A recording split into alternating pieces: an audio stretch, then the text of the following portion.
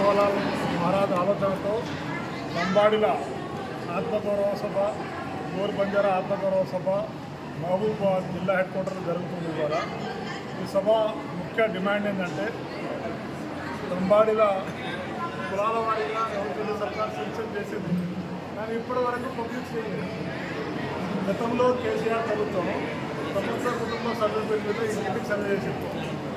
ఆయన కులాల సెన్సస్ను బహిర్గతం చేయలేదు. అదే బాటలో రేవంత్ రెడ్డి సర్కార్ కూడా కులాల వారిగా సెన్సస్ చేసి లెక్కించి లంబాడీలు ఎంతమంది, ఓయా ఎంత, గోండ్ ఎంత, ఎస్సీలు ఎంత, బీసీలు ఎంత, మొత్తం కులాల వారీగా సెన్సస్ చేసి బహిర్గతం చేయకపోవడం దీని ఏదో కుట్ర దాగిందని మాకు అనుమానం.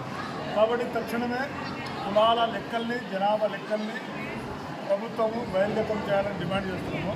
తర్వాత ఇది మహబూబాబాద్ పార్లమెంట్లో ఆదివాసీ ట్రైబల్ జనాభా ఎక్కువ, 50% మా జనాభానే. గత ప్రభుత్వం కూడా పోడు భూములకు పట్టా ఇస్తారని తూతు మంత్రంగా చేసి ఇవ్వలేదు. తర్వాత కేసీఆర్ అన్యాయం చేసిండు, గిరిజనులకు మోసం చేసిండు, పోడు పట్టాల భూములు ఇవ్వలేదని లంబాడి గిరిజనులు కేసీఆర్ ప్రభుత్వానికి ఓడగొట్టింది, తగిన బుద్ధి చెప్పింది. రేవంత్ రెడ్డిని కాంగ్రెస్ నాకు ఓట్లేసింది, కానీ రేవంత్ రెడ్డి ప్రభుత్వం కూడా పోడు భూములకు పట్టాలు ఇవ్వట్లేదు. సేమ్ కేసీఆర్ బాటనే రేవంత్ రెడ్డి పాటిస్తుంది. తర్వాత ఏజెన్సీ ప్రాంతంలో గిరిజనులకు, లంబాడి గిరిజనులకు ఏజెన్సీ సర్టిఫికేట్ ఇవ్వట్లేదు గత 3 సంవత్సరాలు. రాజ్యాంగంలో 6 షెడ్యూలు గిరిజనుల కోసమే ప్రత్యేకమైన రాజ్యాంగం ఉంది. ఏజెన్సీలో గిరిజనులకు పూర్తి స్థాయి హక్కులు, అధికారాలు ఉన్నాయి, కానీ మాకు ఏజెన్సీ సర్టిఫికేట్ కూడా దక్కట్లేదు, భూములకు పట్టాలు రావట్లేదు. కాబట్టి గిరిజనులకు పట్టా ఇవ్వాలని, ఏజెన్సీ సర్టిఫికేట్ ఇవ్వాలని, ఏజెన్సీ ప్రాంతంలో 100% రిజర్వేషన్ అమలు చేయాలి. రాజ్యాంగం 5-6 షెడ్యూల్ ప్రకారం ఏజెన్సీ ప్రాంతంలో నాన్ ట్రైబల్కు ఎలాంటి ఉద్యోగాలు ఇవ్వడానికి వీల్లేదు. ఓన్లీ 100% గిరిజనులకే ఇవ్వాలి ఉద్యోగాలు కానీ, ఎడ్యుకేషన్ సీట్లు కానీ రేవంత్ సర్కారు, గతంలో కేసీఆర్ సర్కారు ఏజెన్సీ ప్రాంతంలో 100% రిజర్వేషన్ అమలు చేయట్లేదు.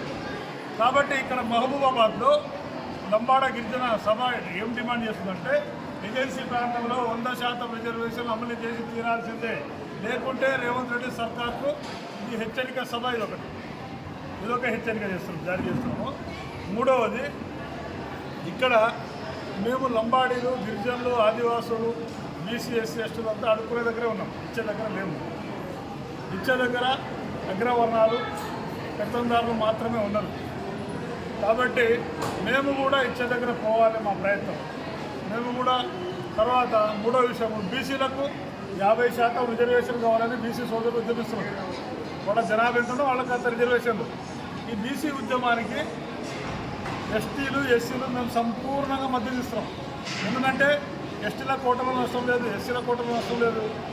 వాళ్ళ బీసీల హక్కులు, అధికారాలు, రిజర్వేషన్లు అంతా తిన్నదంతా ఓసీలే. ఒకవేళ బీసీలకు 50% రిజర్వేషన్లు దక్కితే ఓసీల ఆధిపత్యం తగ్గుతుంది. కాబట్టి ఎస్సీ, ఎస్టీలకు కూడా ఆధిపత్యం తగ్గుతుంది. కాబట్టి బీసీ జనగణన ఉద్యమానికి, బీసీలకు 50% రిజర్వేషన్ ఉద్యమానికి లంబాడి హక్కుల పోరాట సమితి ఈ ప్రాంతంలో రమేష్ నాయక్ గారి నాయకత్వంలో, వాసు నాయక్, రాజేష్ గారి నాయకత్వంలో బీసీ ఉద్యమానికి మేము సంపూర్ణమైన మద్దతు ఇస్తున్నాము. బీసీ సోదరులు బాగుపడితేనే ఎస్సీ, ఎస్టీలు బాగుపడతారు. మూడో అంశం లాస్ట్, ఎలక్ట్రానిక్ ఓటింగ్ మిషన్. మీకు తెలుసు, ప్రపంచం అంతటా ఎలక్ట్రానిక్ ఓటింగ్ మిషన్ బంద్ అయింది. బ్యాలెట్ పేపర్ ద్వారానే ఎన్నికలు జరుగుతుంది. మీరు లోకల్ బాడీ సర్పంచ్, ఎంపీటీసీ, జెడ్పీటీసీలో బ్యాలెట్ పేపర్ ద్వారా ఎన్నికలు జరుగుతుంది. కానీ assembly, parliament electronic voting machine. Electronic voting మిషన్లో ఓటర్లు దొంగలించవచ్చు ఈజీగా. ప్రపంచవ్యాప్తంగా America, Japan, Germany, England, Europe కంట్రీస్లో అంతా ఈవీఎం ఎలక్ట్రానిక్ ఓటింగ్ మిషన్ బంద్ చేసింది. బ్యాలెట్ పేపర్ ద్వారా ఎన్నికలు జరుగుతాయి. మొన్న మీరు చూసి ఉంటారు, అమెరికా అధ్యక్షుడు ట్రంప్, తర్వాత ఎలన్ మాస్క్, ప్రపంచ కుబేరుడు ఎలన్ మాస్క్ టెక్నాలజీకి